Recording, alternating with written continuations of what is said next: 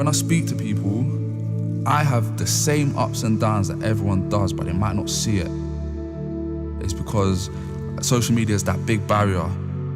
When I speak to people on a personal level, and I try and show them my vulnerabilities, and then it sort of relates to them in a way that makes them feel a little bit more better, and I just want to show people it is real.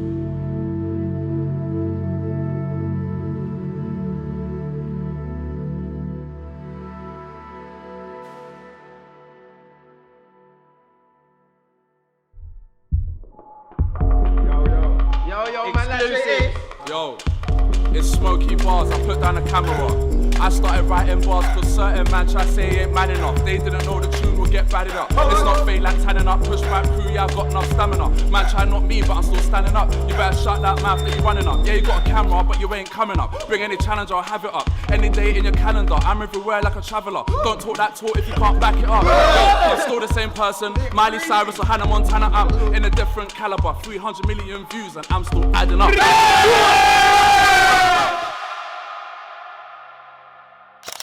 I was a very closed child, and I use YouTube as a platform to get my voice out there because I didn't really speak that much. Originally, I was just filming animals in my back garden. I was a massive fan of Steve Irwin. I was like, yes, I'm gonna do this. And then I realized I couldn't do that forever. At this time, I remember my mum coming off the back of X Factor. We have the most fabulous lady that's in this contest, Brenda. I hope that everybody votes for me at home as well to get a woman into the final as well, because I would just love to get up there and show what Brenda's really made of. Thank you very much. At first, I was a bit embarrassed. Walking in Ealing Broadway, people taking pictures, and you're like, oh, what do you do? You stand to the side.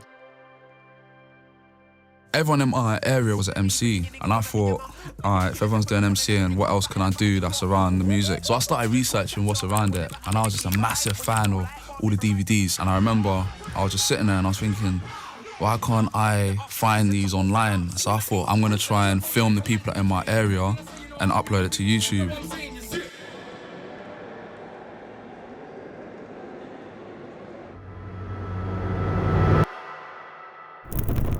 Birmingham, Cadbury's factory, right about now. We got Smoky Bars, we got Slang, we got my man.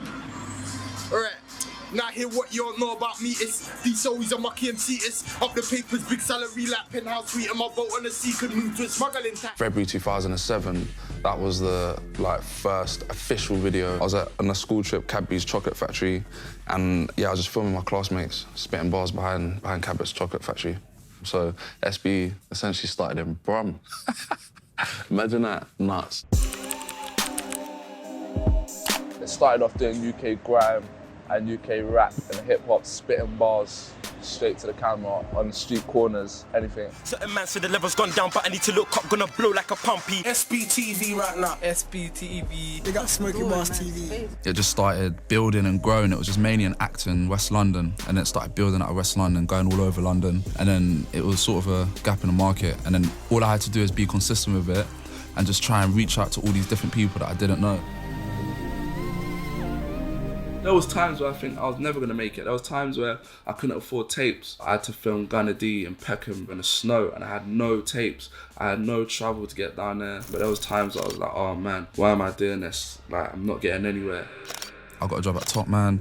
I was able to then start buying tapes, improve my equipment, but it was just like them long N207 bus journeys back at I think it was 1 AM back to the ends. And I remember I was always like waking up for college the next day or working at Top Man. And I maintain self-belief by just remembering in my head, like, one day I'm gonna be able to do SBTV and just do that full time. And I'm a certified boss in my bit. I won't stop. I cleaned up with a broom and a mop. I'm bigging up man like SB, keeping my face on the screen. We all march in the war. Seabear man will march your door. Don't talk now, should've asked me before. Seabear man with marks at your door. Don't wanna see me brandish the Mac. I wanted to put people on a platform, and I felt good, like filming artists and then getting them known. And then when I started putting them on a channel and then they started getting signed and started getting more fans, for me, that gave me a buzz. And then that's what sort of had the knock-on effect to keep on going, and that was my hunger being fed. But at first, I didn't know what I was doing. It was just a passion. I really wanted to start filming. The feedback I was getting from people and stuff like, everyone was watching my videos, commenting on my videos, and that just motivated me to keep going and provide everyone with fresh content every day. Sorry kids, let me apologise before I go further. Unfortunately, I don't rap about how many man I've murdered. Got a yard in Zark, but my brother still butt me. Now I went through primary, never believed in luck, G. Trying to make intercontinental tunes like Obama. I make monumental moves. Body parts buried in the belly of my land, boy. Better not bury anybody in your clan. I'm better than your man. I'm better man a grand. I'm better than better with a Beretta in my hand. Fuck both sides, no, I don't really care. Spliff in my mouth, middle finger in the air. On some test shit like we don't really care. Really? Hey, listen, SBTV. Follow me on Twitter at Swarmzy1. Big up Jamal for the opportunity. You already know, sure. I wanted to be the Banksy. I wanted no one to know what I was. I wanted to just film on the block. People used to see the videos and be like, oh, who is SBTV? Who does SBTV? I remember I used to be walking, people used to take pictures, and I didn't know how to deal with it. I was just like, I used to feel mad awkward, get anxious and that. I was like, rah, like, you wanna take a picture? And at first I was like, why? Like, I just make videos, upload it to YouTube. And then obviously after periods of time coming, I started getting used to it. I just learned how to deal with it. I just say go for it because like loads of people was telling me I can't do this, I can't do that. And I just didn't listen, I just went out and I done it. I remember I was going into all the labels and I was trying to get people from outside the grime and rap scene. When I go into labels, it's like, nah, they didn't really want their artist on SBTV. It was like either too grimy or urban or too underground. And I had to keep believing that I'm gonna try and get the big ones. That's where my parents was like, you need to sort of change the videos that he was making, but I didn't want to change that too much. My mum's a singer, so she was like, why don't you mix it up with some singers? Imagine that. And I felt like if I branched out, I could bring a new audience to what I was originally filming. And that was the main thing of like connecting worlds.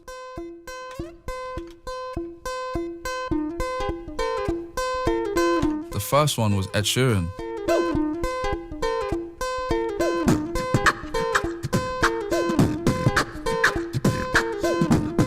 How I found him, it was through Twitter. I must have asked, what film should I go and see?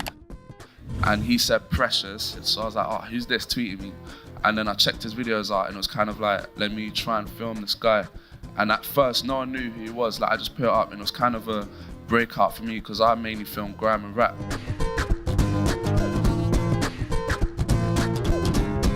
Filmed it, got millions of views, and then that allowed me to then go and film other singers, but then it allowed him to work within the underground scene, so it was a great partnership. You're watching Jamal Edwards' vlog. Say vlog. Bass. I'll start bringing up shells, rage. I'll start bringing up bells, rage. I'll start bringing up girls, rage. I'm living in hell, rage. Man ain't wishing me well, rage. Be disastrous, let me sing and do my thing. I move to greener pastures. See, I'm real, I do it all, it's all me. I'm not fake, don't ever call me. Man just comes in my shop. You need me, man, I don't need you at all. You need me, man, I don't need you. Thank you.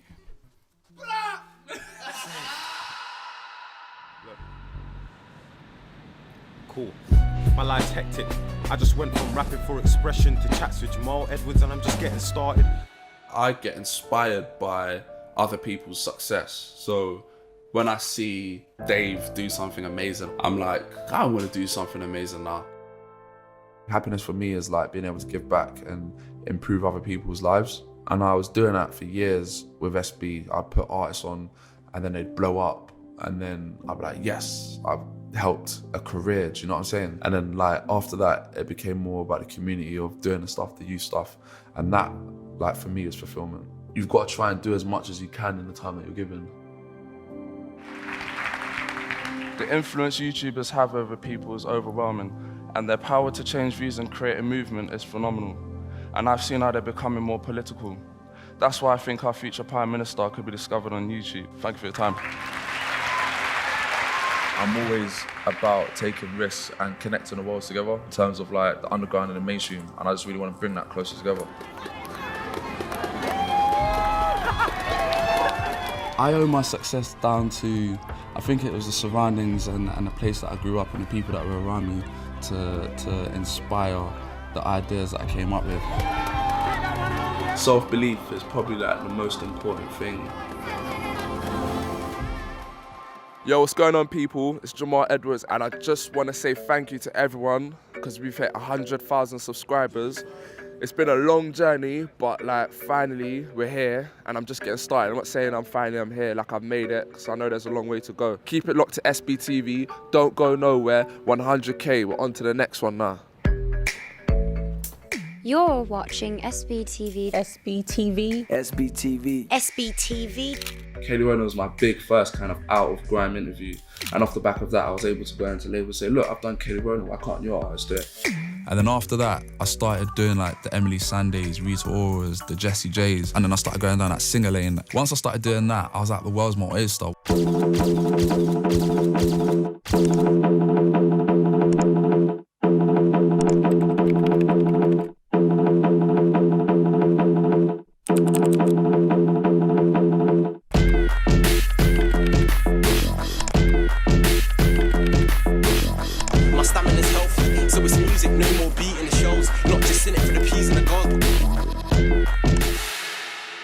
When that Google Chrome and the Channel 4 show and like all the news programs and all that, it sort of made my face a bit more bait, and then it sort of helped SBTV in a way as well. It's crazy, like how SBTV started in my state and I'm being flown around the world.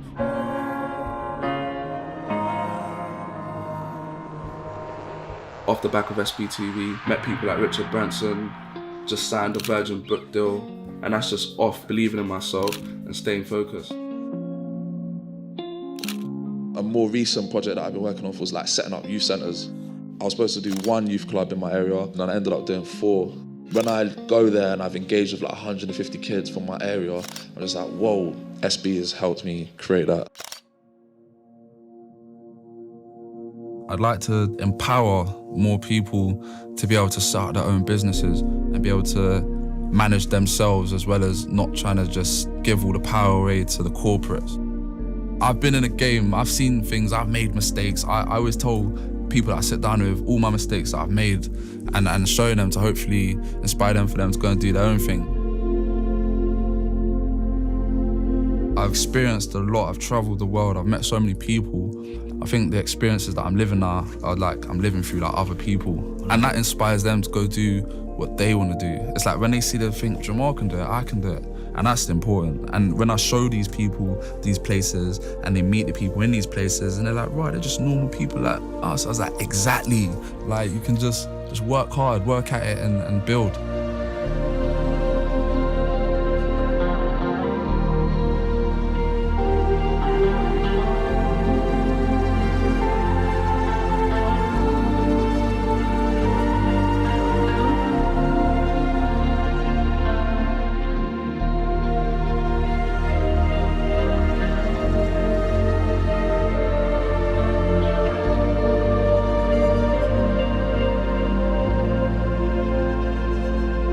There's a quote that I've put on my Twitter. There are those who think of the way things are and ask why, but I say dream of things that never were and ask why not.